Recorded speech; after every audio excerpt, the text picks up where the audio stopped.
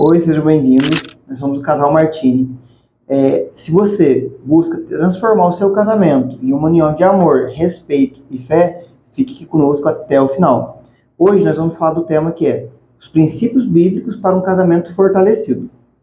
E nós vamos distribuir isso em alguns tópicos, né, para vocês entenderem melhor. E eu tenho certeza que vocês que já acompanham nosso Instagram, nossa página também lá no YouTube, já conhecem um pouquinho da gente, sabe o que a gente fala. E esse assunto é muito polêmico, né? Casamento, crise no casamento, tudo mais, e nós podemos te ajudar com isso. O primeiro tema é fundamentos bíblicos no casamento. Por que Deus criou o casamento e qual que é o fundamento por trás disso tudo? Lá em Gênesis, capítulo 2, versículo 24, diz assim: por essa razão, o homem deixará pai e mãe e se unirá à sua mulher, e eles tornarão uma só carne. Então, Deus ele tinha visto, né, que não era bom que o homem estivesse só. E ele fez uma ajudadora idônea, uma companheira, para estar com ele em todas as circunstâncias, em todos os momentos. E quando Deus criou Eva, eles se tornaram uma só carne. Então não existia mais o Adão sozinho e a Eva sozinha, da mesma forma que nós. Não existe o Yuri sozinho e a Raíssa sozinho. Hoje nós somos o Casal Martini. E você também tem que ser assim, você tem que ser um com o seu cônjuge. Quando Deus diz que nós somos apenas uma só carne, nós deixamos pai e mãe. Então, qual que é o nosso principal e maior vínculo? Quem que é a pessoa que vai com você até o fim da sua vida? Claro que a gente ama nossos pais, nós amamos nossos parentes, nossos filhos, mas a pessoa principal na sua vida tem que ser o seu cônjuge. Até porque vocês agora são um só. É por isso que a gente sempre fala sobre individualismo, não pensar em si próprio, compartilhar todos os planos e ideias com seu esposo ou uma esposa, né? Porque vocês agora são só um. Então não faz sentido vocês dividirem as decisões, dividirem os afazeres, fazer separadamente, eu digo, né? Tem que ser em conjunto. E como o Yuri falou, Deus fez os dois para que eles se tornem juntos uma só carne. Porém, Deus criou duas pessoas completamente diferentes, o homem e a mulher. Essas duas pessoas têm não apenas características físicas diferentes entre si, mas também nas suas emoções, os seus papéis, é tudo diferente, para que os dois juntos se complementem. Aqui Efésios 5, 22 ao 24. Diz assim: mulheres, sujeite-se cada uma a seu marido como ao Senhor, pois o marido é o cabeça da mulher, como também Cristo é o cabeça da igreja, que é o seu corpo, do qual ele é o Salvador. Assim como a igreja está sujeita a Cristo, também as mulheres estejam em tudo sujeitas a seus maridos. Então aqui Deus deixa muito claro que os dois apresentam papéis diferentes. E esses papéis diferentes têm também um nível de hierarquia diferente. E às vezes quando as mulheres escutam essa palavra, submetam-se a seus maridos, leva até um sustinho ali, né? Porque pensa que a partir de agora a mulher tem que obedecer ao marido e viver debaixo do pé dele. E não é assim que funciona. A submissão nada mais é do que a esposa estar debaixo da mesma missão do que o marido. Deus fez a mulher da costela do homem para que os dois caminhassem lado a lado, debaixo da mesma missão. É isso mesmo. Então, assim, já aconteceu com a gente lá atrás, no começo do nosso namoro, que quando, né, era falado para na igreja, ou a gente comentava sobre isso, sobre a mulher ser submissa, era fim da picada para a Raíssa, né? Ela não aceitava isso de jeito nenhum, eu também não ficava falando muito sobre isso, mas assim, a palavra deixou muito claro que cada um tem seu papel, e como ela disse, são papéis complementares. Os dois são tão importantes um quanto o outro. Os dois juntos, eles se complementam. Quando nós caminhamos juntos, nós conseguimos ir muito mais longe. Eu posso ir até mais rápido sozinho, mas juntos nós vamos muito mais longe. Nós conseguimos alcançar mais sonhos, conseguimos fazer nosso propósito chegar em mais pessoas. Enfim, né, em todas as coisas que a gente for fazer juntos, a gente vai mais longe. E alguns exemplos, né, de que seria então, qual que é o papel do marido e qual que é o papel da esposa. Por exemplo, a função de provedor. essa função Deus designou ao marido. Então quer dizer que só o marido tem que pagar todas as contas e a mulher não precisa trabalhar e só ficar em casa? Não é bem assim que funciona. A mulher pode trabalhar, ambos podem trabalhar juntos, ou a mulher não trabalhar e ficar em casa. Isso é indiferente, isso vai depender de acordo com a dinâmica da sua casa. Porém, quem é o provedor, quem é o responsável para que todas as contas estejam em dia, para que não falte o sustento da família, é o marido. Mas não quer dizer que eles não vão agir juntos como um time para chegar numa solução, né? Sim, até porque, por exemplo, quem que passa segurança para a família? É o marido. Quem que toma frente das coisas braçais, de fazer algo mais difícil nesse sentido? É o marido. Porque ele, o homem, tem a força física maior que a mulher. Então, naturalmente, o papel dele é esse, ser o provedor, cuidar, proteger, todas essas coisas, Né? guerrear. Então, assim, se um ladrão vai entrar aqui em casa, quem que vai lá fora para proteger? Vou tentar, pelo menos, de alguma forma. Com certeza vai ser eu, não vou deixar ela aí lá na frente, né? Eu tenho que passar para os meus filhos que eu sou o provedor, que eu sou a segurança deles. Lógico que nossa segurança, né, é Deus, nossa base é em Deus, mas dentro da base familiar, dentro de casa, é o marido. E a mulher, ela também tem o seu papel, que é tão importante quanto, que é auxiliar, que é administrar, que é aconselhar, é estar junto. Ser intercessora, né? Ser intercessora. Mas assim, a palavra deixa bem claro também. Quem dá a última palavra é o cabeça, que é o homem. Só que não quer dizer que eu não vou consultar ela, que eu não vou conversar com ela, que eu vou tomar todas as decisões sozinhos. Claro que não. Todas as decisões que nós tomamos na nossa casa são sempre conversadas e alinhadas. E como que você pode fazer isso? A partir do momento que você começar a criar mais intimidade com a sua esposa, você começar a conversar, se abrir e compartilhar os problemas em todos os sentidos, vocês vão começar a ter um alinhamento muito maior. Então, hoje, sim, quase 100% das decisões que nós tomamos, até, beleza, eu vou lá e eu tomo a decisão, mas sempre em conjunto com ela. A palavra fala assim que a esposa sabe edificar o lar, e é literalmente isso. Quando às vezes eu estou perdido, estou nervoso, estou em dúvida, eu venho conversar com ela, venho trazer alguma coisa para ela, e ela vem com uma palavra de sabedoria que parece que, assim, que vem do céu mesmo, né? Que é algo que Deus colocou dentro da mulher. Então, assim, se você, homem, não está consultando sua esposa, se você não está conversando e pedindo conselho para ela, você está perdendo uma grande arma, um grande ponto de conexão com Deus, que é a sua esposa. Sim, com certeza. E quem que vai cuidar da prole, né? Quem que vai cuidar dos filhos? Essa é uma função que Deus designou para a mulher. Nós, mulheres, temos isso do cuidado, do aconchego, do carinho, da organização, né? Nossa, consultas, lancheira e tudo mais. Ah, o pai não vai fazer nada? Não, não é isso. Mas cada um tem um papel diferente ali nesse cuidado, né? Eu brinco com o Yuri que para fazer compra no supermercado é assim. O meu papel é fazer a lista, ir no supermercado e escolher as coisas que são necessárias para casa, porque aqui na nossa casa, a maioria das vezes sou eu que cozinho. Então eu que sei o que os nossos filhos comem, né? O que nós comemos. Então eu faço a lista, eu organizo, eu sei o que tem na despensa ou o que não tem. E o Yuri, eu falo assim para ele, o seu papel é chegar lá, pagar a conta, carregar as sacolas e descarregar o carro. E quem que guarda aqui em casa? Geralmente sou eu, né? Porque eu sou bastante organizada. Eu gosto, né? E tal, né? De organizar a geladeira, organizar o armário. Então essa é a minha função.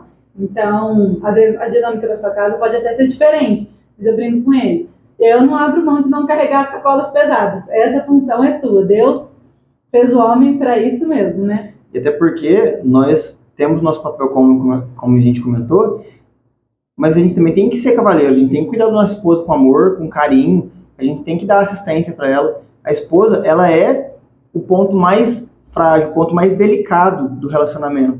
E nós, como homens, nós devemos passar não só a segurança e trazer o dinheiro e acabou. Não, nós devemos cuidar, devemos amar, nós devemos trazer todos esses pontos que a esposa ela necessita também.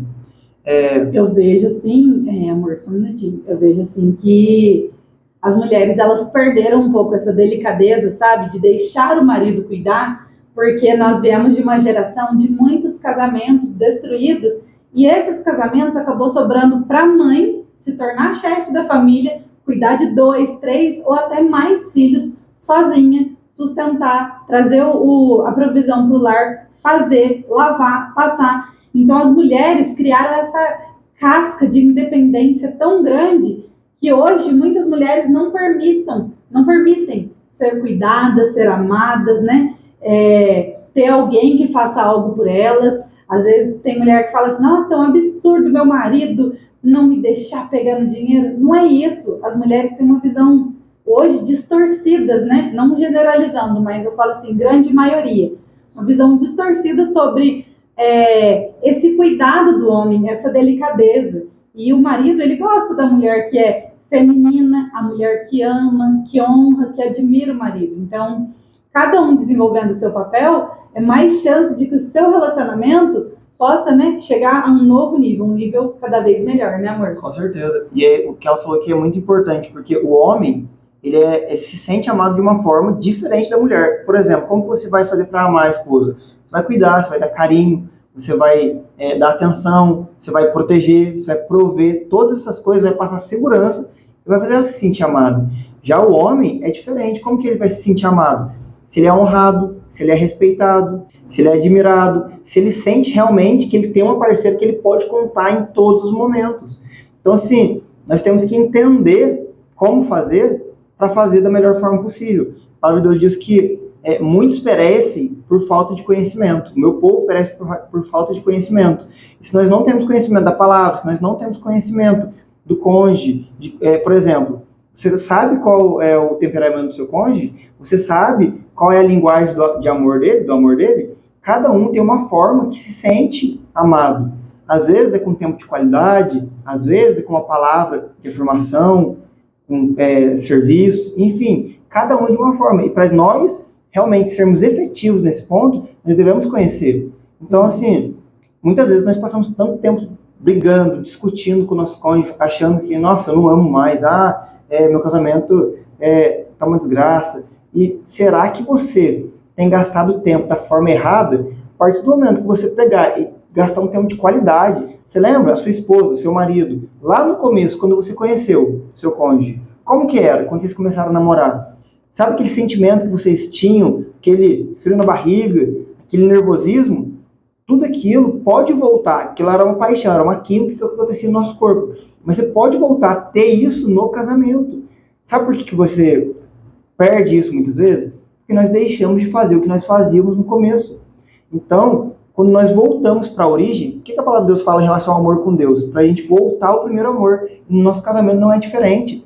Nós temos que voltar naquele primeiro amor que nós tivemos lá no começo, né? De fazer uma lembrança, de ter um cuidado, surpresa, fazer uma surpresa, conversar dos sonhos, dos planos, sabe? Fazer um carinho, realmente gastar tempo com o seu cônjuge, em um tempo de qualidade. E eu garanto, se você fizer isso, vai transformar o seu relacionamento, vai transformar o que você sente. Porque amor não é um sentimento. Amor é uma construção e um mandamento. O próximo ponto que a gente vai falar é sobre o amor ágape. Lá em 1 Coríntios, capítulo 13, diz assim. Versículo 4 ao 7. O amor é paciente, o amor é bondoso. Não inveja, não se vangloria, não se orgulha, não maltrata, não procura os seus interesses, não se ira facilmente, não guarda rancor. O amor não se alegra com a injustiça, mas se alegra com a verdade. Tudo sofre, tudo crê, tudo espera e tudo suporta. E, né, aqui nesse versículo, esse trecho de Coríntios, fala exatamente da visão de amor que Deus tem para o nosso casamento, né? E como o Yuri deu exemplo ali de, às vezes a gente tem usado nosso temperamento, nossa personalidade forte para justificar uma grosseria, uma falta de educação com o cônjuge, né? Então, por exemplo, aqui fala, o amor não se ira facilmente. E às vezes você fala assim, eu falo porque eu já fui essa pessoa, né? Eu sou sanguínea. Então, assim, eu tinha mania de dizer, mas é que eu sou assim mesmo, eu sou bateu, levou, eu sou direta e reta, sabe?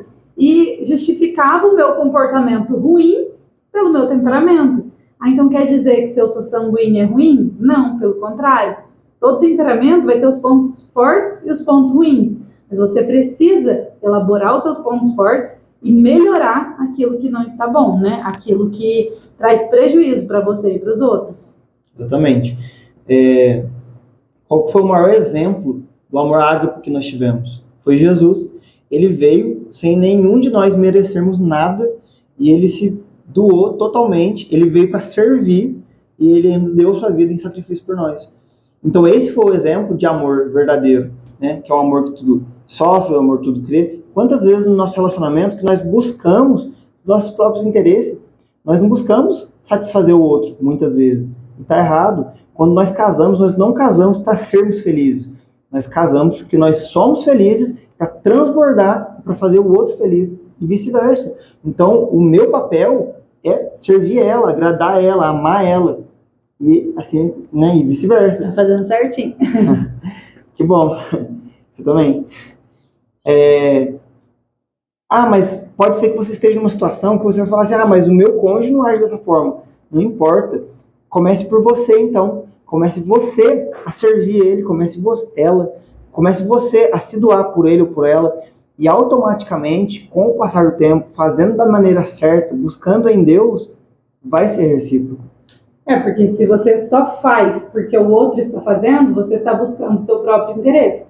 Então, qual que é a máxima do amor? É quando você faz, mesmo quando o outro não está fazendo. E aí, quando você faz, você se movimenta para que comece a melhorar naquela área, e aí o outro começa a fazer também. Não é fazer porque o outro fez. Até porque amar quem te ama é fácil. O que a palavra de Deus diz? Que nós devemos amar nossos inimigos. Óbvio que o nosso cônjuge não é nosso inimigo. Estou te dando um exemplo. Se nós devemos amar até os nossos inimigos, quanto mais quem está todos os dias ao nosso lado, dorme junto conosco, né, vai viver todo o resto da vida junto. Ou pelo menos deveria ser. Você lembra lá os seus votos no dia do seu casamento? O que você falou? Que era na saúde e na doença, na riqueza e na pobreza, até que a morte os separe.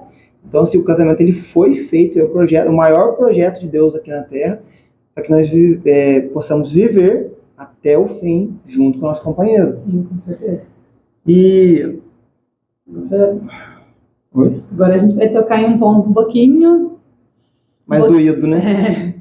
Para muitas pessoas, esse é um ponto, às vezes, inegociável, né? Seria sobre o perdão e a reconciliação. Como tem sido isso aí para você? Isso é um ponto que muita gente, eu já vi falando que eu não perdoo de forma nenhuma, ou então, eu perdoo, mas nunca mais quero ver. Depende do erro. Depende da situação. Só que assim, você já parou para pensar o que Deus fez por nós? Lá em Colossenses 3:13 diz assim, suportem-se uns aos outros e perdoem as queixas que tiveram uns contra os outros. Perdoem como o Senhor lhes perdoou.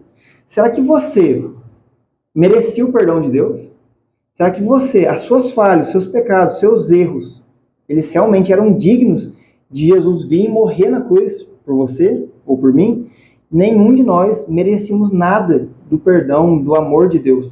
Mas mesmo assim, ele decidiu nos amar, ele decidiu nos perdoar. Então o perdão, ele não é um sentimento. Você não vai sentir, que vontade de perdoar. Hoje eu acordei, nossa, vontade de perdoar meu cônjuge, aquela pessoa, enfim. Não existe isso. O perdão é um mandamento e uma decisão. Da mesma forma que o amor é um mandamento e uma decisão. Então, por que você perdoa? Para você ser perdoado. Na oração do Pai Nosso diz assim, que nos perdoa como nós temos perdoado os nossos ofensores. Então, nós precisamos tomar essa decisão e essa atitude de perdoar, porque da mesma forma que talvez a outra pessoa não mereça o perdão, nós também não merecemos o de Deus. Quem somos nós para falar assim, não, eu não perdoo, mas peraí, Deus nos perdoou primeiro. Então, é basicamente isso. E como que você vai fazer para conseguir? Porque muitas vezes existem situações mais graves, coisas mais difíceis. Realmente, é um processo. Nós devemos buscar em Deus isso, né? Primeiro ponto, decidir perdoar. Segundo ponto, buscar em Deus todos os dias. Declarar, Deus, eu perdoo. Deus, por favor, me ajuda. Esquecer, você não vai esquecer. Mas você pode superar a circunstância que for. E também, né, assim, dependendo do erro que foi cometido, dependendo da questão que você tem que perdoar, né, tem que liberar esse perdão, muitas vezes você não vai conseguir sozinho. Você vai orar, vai jejuar, e muitas vezes para você ainda vai estar muito difícil, ainda vai ser uma batalha muito grande. E aí que entra o nosso papel, por exemplo, porque nós estamos aqui para te ajudar a passar por cima disso, para te ajudar a perdoar, como a Bíblia fala, 70 vezes 7, e superar e seguir em frente. Porque, como o Yuri falou, né? Não adianta, eu perdoo, mas não quero mais olhar na cara da pessoa. Então, assim, e por isso que nós fazemos um acompanhamento totalmente personalizado, porque esse processo do perdão é algo assim, muitas vezes leva um tempo e leva uma metodologia específica, porque depende muito do que você passou, o que aconteceu, né? Qual que foi a situação, por que chegou nesse ponto, e muitas pessoas têm até vergonha de contar, de falar, de se abrir com alguém, justamente com medo, né, de ser julgado, de ser condenado, de, meu Deus, eu cometi um pecado muito grande. Mas nós estamos aqui não para julgar, não para condenar, mas sim te ajudar a encontrar o caminho de volta, te ajudar, né, a ter um relacionamento forte, né, uma união de amor, respeito e fé. Exatamente. Até porque, muitas vezes, como a Raíssa falou, pode ter se tornado um trauma na sua vida. Se foi você que foi ferido ou você que feriu, independente, se você quer tomar esse passo de pedir perdão ou tomar essa decisão de liberar perdão, alguns traumas a gente só consegue vencer com ajuda, né? Seja com uma terapia, seja com um acompanhamento, mas você precisa dar esse passo, e nós estamos aqui hoje para falar que nós estamos dispostos a isso, a te ajudar a vencer, né, todas essas circunstâncias, todas essas dificuldades, porque esse foi o nosso chamado. Sim, e muitas vezes a pessoa fala, tudo bem, eu perdoo, eu tenho facilidade em perdoar, mas eu nunca mais vou conseguir confiar novamente na pessoa, né?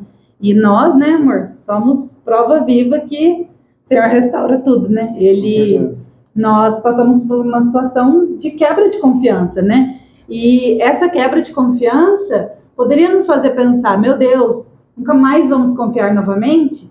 Mas não, Deus, quando nós decidimos perdoar e liberar perdão, Deus restaurou a gente por completo e trouxe esse elo novamente, né? Hoje a gente sabe a senha de um do outro de tudo, né? Para nós não tem isso de esconder celular, senha, nada. Conta bancária. Tudo é... Não quer dizer que isso, ele vai ficar toda hora mexendo no meu celular ou eu no dele. Porque a gente não tem nem essa necessidade hoje. A gente não precisa disso, né? Confiança, né? A gente confia um no outro. E a gente construiu isso, né? Com a graça de Deus, né? E, exatamente. Um exemplo disso, vamos supor, se o seu casamento ele está numa situação de, né, está destruído, você não vê mais como reparar de alguma forma, vamos dar um exemplo aqui então.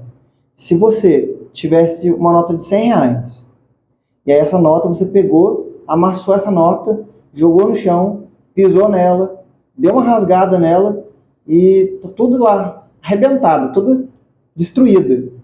Você ia pegar essa nota e ia jogar ela fora, ou você ia pegar, desamassar, esticar ela, colocar um durex e fazer o melhor possível para que ela fosse restaurada? Eu tenho certeza que você não ia jogar ela fora. E agora, nós estamos falando de uma coisa que é muito mais valiosa que uma nota de R$100, que é o seu casamento, que é o propósito que Deus fez para vocês como um só. Então, se isso é muito mais valioso, por que vocês vão pegar e jogar fora e trocar por outro, e lá na frente procurar outro, para enfrentar os mesmos problemas, as mesmas dificuldades? É igual uma prova. Quando nós não passamos uma prova, nós não vamos passar de nível, nós vamos fazer a prova até que a gente passe. E o nosso casamento deve ser assim também. E qual que é a maneira, né, que a gente pode ter para encontrar, né? Qual que é a maneira que a gente encontra para passar pelo mínimo de situações desconfortáveis possíveis? Porque nós queremos ter um casamento abençoado, nós queremos ter um casamento feliz. E eu acho, nós, né, achamos que o ponto principal para que você consiga, de fato, ter uma união assim, de uma só carne, é através da comunicação efetiva. Não tem como você restaurar algo se os dois não falam. Se a mulher fala e o marido nem ouve, se o marido é muito quieto e não se abre, não fala exatamente o que está sentindo. Então, eu vou ler aqui para vocês Provérbios 18, 21. A língua tem poder sobre a vida e sobre a morte. Os que gostam de usá-la comerão do seu fruto. Então, assim, nossas palavras têm poder. Então, o que você tem dito para o seu cônjuge? Palavras de vida ou palavras de morte? E isso não quer dizer que só preciso contar coisas boas, né, amor? Então, por exemplo, às vezes eu tive um dia ruim, eu chegar e contar para ele que eu tive um dia ruim, não são palavras de morte. Eu estou desabafando com o meu marido. A questão é, qual tom eu estou usando para contar isso para ele? Eu realmente estou pedindo ajuda, contando para ele como eu tô, ou eu só tô ali jogando todo o meu lixo daquele dia nele, com raiva e ainda descontando nele? Então, a forma com que a gente lida com as situações faz muita diferença, né? Exatamente. E a palavra de Deus deixa bem claro lá que a língua ela tem um poder sobre a vida e a morte. Então, assim, quando vocês discutem ou quando acontece alguma situação, o que você tem liberado sobre a vida do seu cônjuge? O que você tem falado para ele? Porque muitas vezes a palavra que nós liberamos ela tem um efeito muito longo. Então, assim, tome muito cuidado com o que você vai falar no momento de raiva, no momento de estresse, porque isso pode machucar e ferir muito o seu cônjuge. Como lá no princípio eu falei sobre os fundamentos, vocês são uma só carne. Se você está ferindo o seu cônjuge hoje, você está se machucando também. Então, assim, libere palavras de vida, libere palavras de amor, palavras de reconciliação, de consolo, porque dessa forma você vai conseguir construir realmente um casamento fortificado em Deus. E o que ela falou faz total sentido para mim, porque isso é a base de tudo, uma comunicação efetiva. Se eu não sou claro com ela e ela não é clara comigo, como que nós vamos entender realmente o que o outro quer? Então nós precisamos ser claros e objetivos, sem joguinhos. Ah, tá tudo bem, amor? Ela vai falar. Tá assim. E às vezes ela tá brava comigo, às vezes ela não gostou porque eu não lavei a louça, ela não gostou porque eu fiquei no sofá enquanto ela tava lá lavando o quintal. Tô dando um exemplo. Sabe, seja claro, fala. Porque se você ficar, vou deixar que ele imagine, ou deixar que ela imagina. Vou falar que tá bem, mas eu tenho certeza que ele vai perceber que não tá bem. Pela minha cara. Então, assim, para com isso, seja claro, seja efetivo na sua fala. Porque quando você faz isso, você consegue construir um relacionamento embasado na rocha, que é Jesus.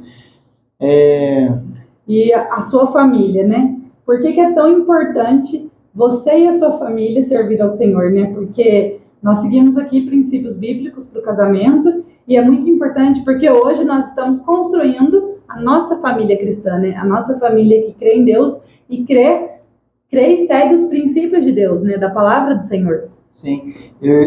De acordo com a palavra, eu também acredito que o nosso maior chamado é a nossa família. É o nosso principal chamado. Quando nós temos filhos, qual é o nosso papel? É apenas criar eles para eles crescer e ter alguém para amar? Claro que não. Deus ele nos colocou na terra para treinar os nossos filhos, para treinar eles, para cumprir o propósito e chamar de Deus para a vida deles também, para fazerem parte da sociedade e crescerem como cidadãos de bem, com princípios, com direção, para vocês prepararem em todos os sentidos, espiritualmente, emocionalmente, fisicamente, preparar eles para ter um controle sobre as finanças, para ter um controle sobre as adversidades. Então, assim, é claro que nós somos imperfeitos, nós falhamos muitas vezes, mas nós devemos buscar em Deus e também de formas naturais aprender, fazer alguma coisa, curso, enfim, para entender como lidar da melhor forma possível e treinar os nossos filhos para serem realmente como flechas lançadas, né, na mão do arqueiro. Na mão do arqueiro. Aqui em Josué 24:15 diz assim: se, porém, não agrada a vocês servir ao Senhor, escolham hoje a quem irão servir. Se aos deuses que os seus antepassados serviram além do Eufrates, ou aos deuses dos amorreus, em cuja terra vocês estão vivendo. Mas eu e a minha família serviremos ao Senhor. Amém. Então, assim, se você não tem servido a Deus, você tem permitido deixar que outra coisa seja o seu Senhor. Às vezes é o dinheiro, às vezes é pornografia, às vezes é mentira, idolatria. Enfim, não tem como você servir a dois senhores. Ou você serve a Deus, ou você serve ao diabo. Você pode achar, nossa, mas que escândalo, mas que exagero. Não é, é literalmente isso. Ou você é filho de Deus, ou, se você não é filho de Deus, você serve ao inimigo. Então, assim, é muito importante que nós tenhamos nossas bases firmadas na rocha, que é Jesus, e vivermos os princípios que ele colocou para nós. Claro que nós vamos ser imperfeitos, nós vamos estar sempre buscando nos aperfeiçoar, só que nós devemos viver na rota, no caminho, que é o caminho que o Senhor colocou para nós. Sim, com certeza. Então, família foi o 6º ponto, e agora nós vamos falar um pouquinho sobre oração em casal. Mateus 18, 19 e 20. Diz assim: também digo que, se 2 de vocês concordarem na terra em qualquer assunto sobre o qual pedirem, isso será feito a vocês por meu Pai que está nos céus. Pois onde se reunirem 2 ou 3 em meu nome, ali estou no meio deles. Então, olha para você ver, a Bíblia deixa bem clara o poder que tem de nós juntos estarmos buscando a Deus. Sem dúvida nenhuma, você sozinho deve ter sua intimidade com Deus, deve buscar, deve fazer seu devocional, é muito importante. Mas tão quanto, se não for mais, vocês juntos, porque agora vocês são apenas um, buscarem em Deus uma direção, buscarem seus planos, suas metas, buscar viver o seu propósito. Então, assim, uma das coisas que eu mais vi diferença no nosso casamento foi quando nós começamos a orar juntos, todas as noites. Isso transformou completamente a minha mente, a mente dela, a forma como um falava com o outro, a forma como nós, lidávamos com os problemas. Isso nos fortaleceu muito, além de criar uma intimidade ainda maior entre nós e Deus. Fora que o casal que ora junto, isso traz um alinhamento. E o Senhor se agrada demais do casal que ora junto, porque nós colocamos diante dele a nossa família, nós colocamos, como ele falou, os nossos planos, nossos sonhos, nós colocamos juntos. E, sendo assim, a oração a 2, a oração do casal, é uma estratégia muito poderosa, é uma estratégia fortíssima, que Deus deixou pra gente aqui na Terra utilizar como uma só carne. Então, muitas vezes, o seu casamento está sofrendo ataques, o seu casamento está sofrendo, por conta de algo do inimigo, porque alguém está tentando destruir o seu casamento, e o que está faltando? Às vezes você fala, nossa, mas a gente está bem, a gente se dá bem, e não sei o que aconteceu que a gente chegou nesse ponto.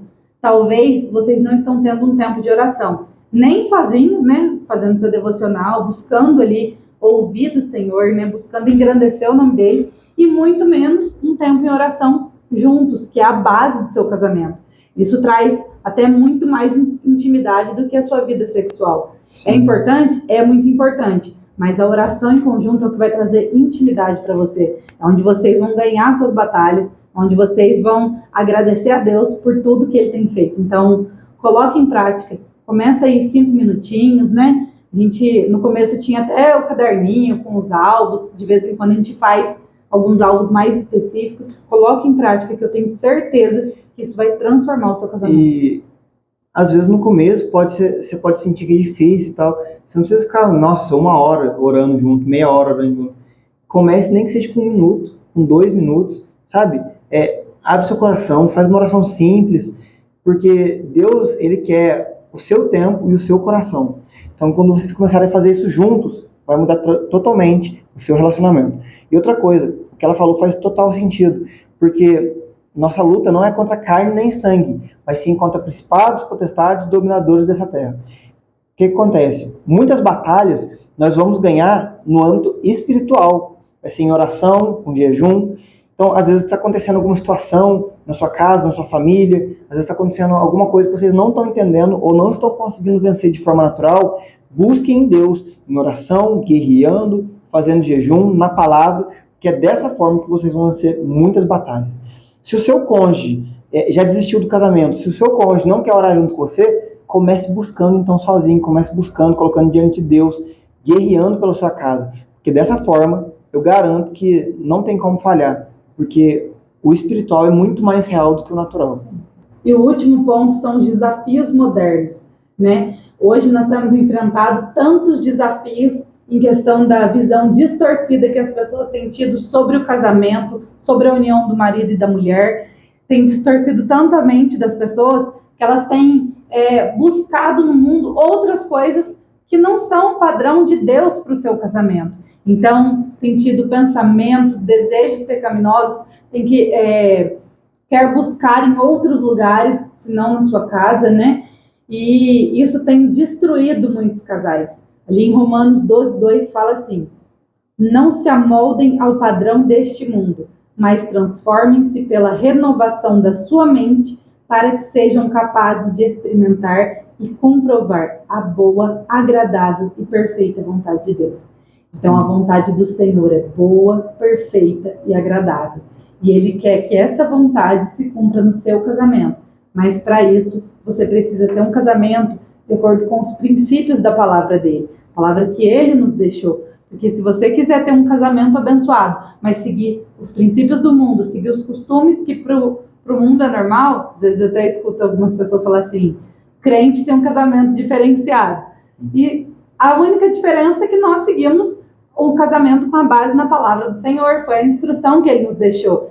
E com certeza nós temos um casamento muito abençoado por conta disso. Então, para você conseguir escapar de tudo aquilo que parece facilidade, né, do mundo, você precisa primeiro aqui, trabalhar a sua mente, blindar a sua mente. Exatamente. E aqui está o segredo de muita coisa, olha lá. Para que sejam capazes de experimentar a boa, perfeita e agradável vontade de Deus, o que nós precisamos fazer? Transformar pela renovação da sua mente. Se você ou seu cônjuge tem problema com, sei lá, pornografia, ou então com desejos sexuais ilícitos, ou coisas que saem do padrão, coisas que não fazem bem para nós como casal, sabe como você vai transformar isso? Renovando a sua mente. Qual que é o primeiro passo para conseguir renovar a sua mente? Buscando em Deus, gastando tempo, gastando energia, intimidade com Deus, lendo a Bíblia, pedindo para Deus transformar a sua mente, ou do seu cônjuge. Então, assim, é um processo, é uma coisa que vai acontecer quanto mais você buscar, quanto mais você for atrás realmente da intimidade com Deus. Mas não ache que isso é impossível, tanto para você mesmo quanto para o seu cônjuge. Isso é algo que Deus ele deixou na palavra para a gente, e se Ele deixou é porque é possível. Então, que você possa realmente não permitir que as coisas do mundo te tirem do foco, destruam o seu casamento. Hoje, por exemplo, nós temos uma facilidade que é excelente para muitas coisas, que é o celular. Mas quanto nós temos deixado de destruir nosso casamento, nosso relacionamento, não só com o nosso casal, com o nosso cônjuge, mas com outras relações também. Por exemplo, os filhos, né? Com os filhos. Quando você vai sentar à mesa para almoçar, para jantar junto com os seus familiares, você fica no celular, sabe? Isso é um tempo sagrado, um tempo precioso, um tempo de mesa. Tem que ser um tempo de qualidade, onde vocês vão ali se alimentar, conversar alguma coisa, se necessário, mas não troquem esses momentos, essas intimidades por um celular, por uma rede social. Quando você estiver junto com sua esposa, junto com seu marido, gaste tempo olhando nos olhos, falando, conversando e não perdendo tempo no celular. Muitas vezes o seu cônjuge está lá falando com você e você está aqui assim, sim, é isso aí. Você não está nem prestando atenção, você está dando mais atenção para alguém que está atrás dessa tela, que está lá em outro lugar, do que para quem está aqui do seu lado. Então isso está destruindo diversos casamentos, milhares, centenas, sei lá, talvez milhões, não sei, de casamentos. E isso é algo que você pode evitar, né? Tendo cuidado, é uma ferramenta excelente. Você pode usar para muitas coisas boas, mas tem o momento certo. Não deixe que isso destrua o seu casamento. Se você está passando por algum tipo de situação, algo que a gente listou aqui, não deixe de procurar ajuda. Procure ajuda e escolha qual inimigo atacar primeiro. Às vezes você fala assim, meu Deus, o casamento está perdido. Eu tenho problema em todas essas áreas. Não. Olha para todas essas áreas com carinho. Você e seu cônjuge fala assim, qual desses tem atrapalhado mais o nosso casamento hoje? Qual desses está nos afastando mais de Deus? E se a gente pudesse te dar um conselho, começar por um deles, seria, comecem orando juntos, né? Com certeza. E eu tenho um convite para fazer para você. Se você acredita que seu casamento já está destruído, que não tem mais o que fazer, serve para você.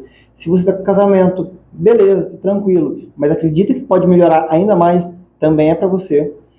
Ou se você tem um casamento muito bom, se dão bem, estão estruturados, mas mesmo assim, você entende que o casamento ele tem que ter uma manutenção, tem que ter um cuidado diário, um cuidado, um olhar realmente de amor, nós estamos preparando um evento 100% online e gratuito, Jornada Casamento com Propósito, onde nós vamos te ajudar a transformar o seu casamento em uma união de amor, respeito e fé. Lá no Instagram, no nosso link da bio, clica lá, se inscreve, é gratuito e participe com a gente. Vai ser tremendo, vai ser algo realmente extraordinário para o seu casamento. Deus abençoe muito você que assistiu até aqui. Se tiver qualquer dúvida, pode colocar para a gente aqui nos comentários. Nós estaremos respondendo vocês com muito amor e carinho. Deus abençoe a todos. Deus abençoe e até a próxima.